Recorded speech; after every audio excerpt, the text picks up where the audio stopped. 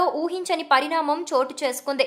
గజ్వేల్లో 2014, 2018 ఎన్నికల్లో కేసీఆర్ పై పోరాడి ఓడిపోయిన కాంగ్రెస్ నేత ఒంటేరు ప్రతాప్ రెడ్డి టీఆర్ఎస్ లో చేరబోతున్నారు. ఇటీవల జరిగిన అసెంబ్లీ ఎన్నికల్లో గజ్వేల్ నియోజకవర్గం నుంచి కాంగ్రెస్ పార్టీ తరపున పోటీ చేసి ఒంటేరు ప్రతాప్ రెడ్డి గులాబీ గూటికి చేరాలని నిర్ణయం తీసుకున్నట్టు తెలుస్తోంది. టీఆర్ఎస్ అధినేత కేసీఆర్ పై విమర్శల వర్షం కురిపించిన ఒంటేరు ఆ పార్టీని వీడి టీఆర్ఎస్ చేరడానికి సిద్ధమయ్యారు. కేసీఆర్ సమక్షంలో టీఆర్ఎస్ కండువాను ఆయన కప్పుకోనున్నారు. రేపు సాయంత్రం నిర్వహించే ఓ కార్యక్రమంలో ఒంటేరుకు పార్టీ కండువ కప్పి టీఆర్ఎస్ లోకి కేసీఆర్ ఆహ్వానించనున్నట్టు విశ్వసనీయ వర్గాల సమాచారం. కేసీఆర్, హరీష్ ఆహ్వానం మేరకే ఒంటేరు పార్టీ మారుతున్నట్టు తెలుస్తోంది. తెరాసలో తగిన గౌరవం ఇస్తామని హామీ ఇచ్చినట్టు ప్రచారం జరుగుతోంది. ప్రగతి భవన్ లో జరిగే కార్యక్రమంలో ఒంటేరు గులాబీ తీర్థం పుచ్చుకోనున్నారు.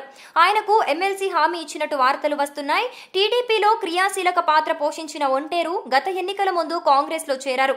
ఆయనకి గజ్వేల్లో మంచి ఫాలోయింగ్ ఉంది. కేసీఆర్ కి 2014లో గట్టి పోటీ ఇచ్చారు. అటువంటి నేత తెరాసలో ఉంటే తనకు ప్రత్యర్థులు ఉండరని భావించి కేసీఆర్ ఒంటేరును తెరాసలోకి ఆహ్వానించినట్టు తెలుస్తోంది.